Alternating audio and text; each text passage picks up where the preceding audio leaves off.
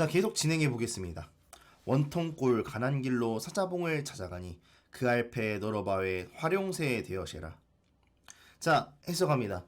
드디어 계심대를 벗어나 장소가 이동하네요. 원통길 가는 길로. 그렇습니다. 사자봉이라는 곳으로 이동했네요.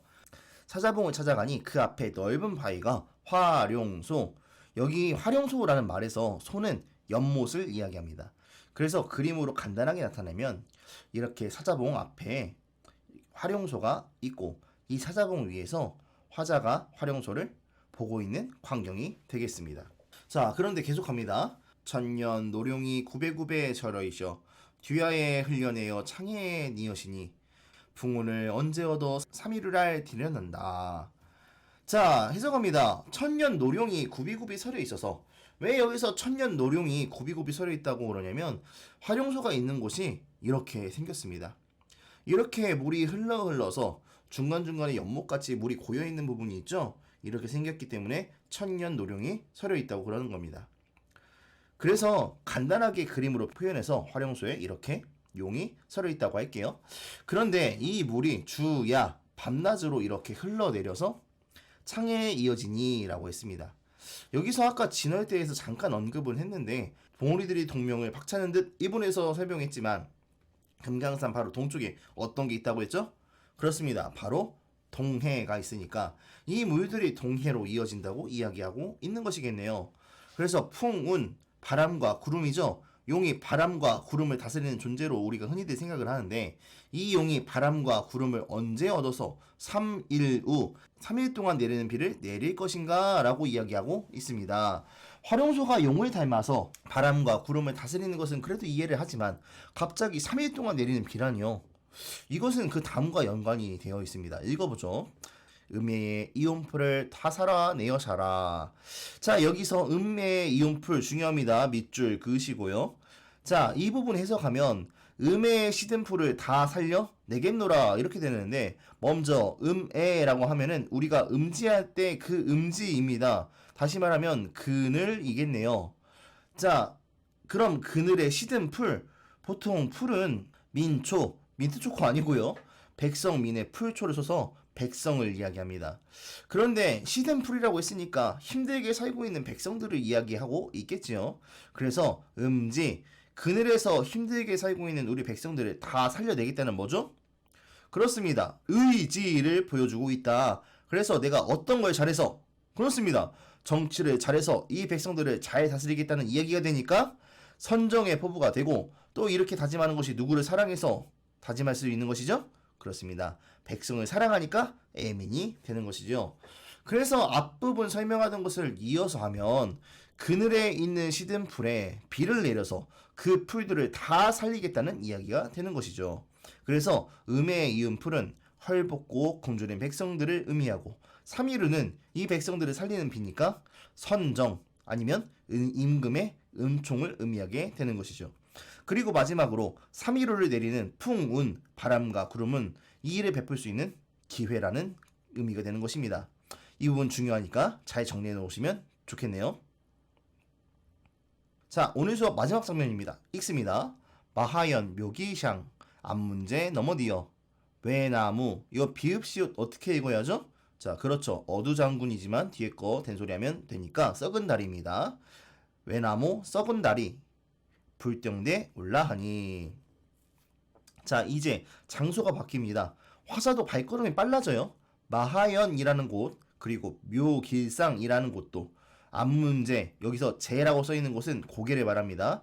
여기서 이 고개도 넘어가서 외나무 썩은 다리를 지나서 이제 도착했네요. 불정대라는 곳에 왔습니다. 여기 불정대에서 불자는 무슨 불자인지 아나요? 그렇습니다. 부처, 석가모니 불자예요. 불교할 때 그 불자입니다. 어떻게 생겨서 불정대라고 하냐면 자, 이 불정대를 그림으로 그린 것인데요. 여기 썩은 다리도 그렇고 잘 안 보이죠? 이걸 확대해서 보면 이렇게 생겼습니다. 여기 썩은 다리를 건너서 불정대가 이렇게 있네요. 이렇게 큰 코도 있는 것 같이 생기고 그래서 예전에 산에 보통 이렇게 생긴 데에 부처님이라는 이름을 많이 붙여놓습니다. 그래서 불정대라는 이름이 생기게 되는 것 같습니다. 그래서 그림으로 간단히 표현하면 이렇게 그려보고요. 여기에 올라가니 라고 했으니까 여기 화자가 이렇게 올라가서 경치를 이렇게 구경하고 있는 것이겠지요. 자, 그 다음 한 번에 갑니다. 천심 절벽을 반공에 세워두고 은하슈 한 구배랄 촌촌이 버현해요. 실같이 풀여이셔 배같이 걸어시니 도경 12구배 내보매난 여러해라. 자, 해석하면 철심 매우 높은이라는 말이고요. 절벽 그러니까 매우 높은 절벽을 반 공중에 세워두고 이 절벽에 은하수 한 구비를 이렇게 촘촘하게 베어내어서 그 다음 줄 실같이 풀어서 배같이 걸어 놓았다는 말이겠지요. 그럼 이것을 그림으로 표현하면 자, 이렇게 높은 절벽에 별로 된 은하수를 한 굽이 싹 베어내어서 이 절벽에 이렇게 걸어내어 놓았다고 하네요. 여러분, 이게 무엇으로 보이나요? 그렇습니다. 바로 폭포를 표현한 것이겠네요. 그 다음 도경. 이 도경이란 말은 그림으로 산을 설명한 책입니다. 그 그림책의 12구비가 내가 보니까 이러하다. 그래서 이렇게 표현한 금강산 폭포의 이름은 바로 12폭포입니다. 사진으로 한번 볼까요? 이 사진은 1922년에 찍은 흑백 사진입니다. 엄청 오래전 사진인데도 엄청 멋있죠? 이렇게 길게 12구비로 흘러내리는 폭포를 은하수가 흘러내린다고 멋있게 표현했네요. 다시 본문으로 돌아가서 이 부분에서 표현법을 잠깐 살펴보면 12폭포를 은하수로 표현했으니까 은유법이 사용된 것을 확인할 수 있고요. 이 아랫줄 보면 폭포를 가까이서 보면 마치 뭐같이 보인다고 그랬죠? 그렇습니다. 실같이 풀어져 있다고 했으니까 여기에 있는 실은 폭포의 근경, 가까이서 본 것이고 그리고 옆에 있는 배, 다시 말하면 배로 만든 옷감이죠. 배로 본 것은 물줄기, 그러니까 멀리서 본 것이겠지요. 그래서 옆에 있는 배는 폭포의 원경, 다시 말하면 멀리서 본 장면이라고 할 수 있겠습니다. 이제 마지막 두 줄입니다.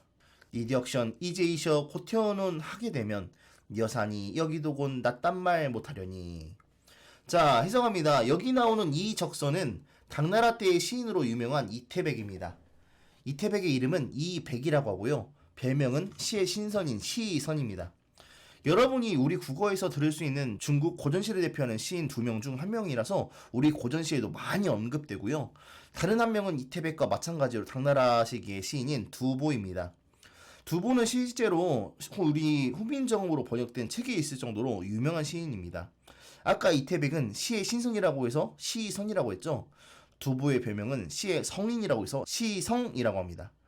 이런 이태백이 지금 이 자리에서 금강산에 보면 아까 언급했던 중국의 여산이 여기보다 낫다고 하지 못할 것이다 라고 한 것이네요. 결국 이 시의 화자는 중국의 여산과 우리 금강산을 비교해보면 금강산이 더 낫다라고 이야기하는 것이죠. 오늘 이 관동배곡을 통해 본사 첫 번째에 해당하는 금강산 유람을 모두 마쳤습니다. 아무래도 금강산이다 보니까 산과 폭포 이야기가 주로 나왔는데요. 다음은 관동팔경이라고 해서 관동 지역의 유명한 관광 명소를 둘러보게 될 것입니다. 아무래도 관동 지역이니까 동해와 인접해 있겠지요.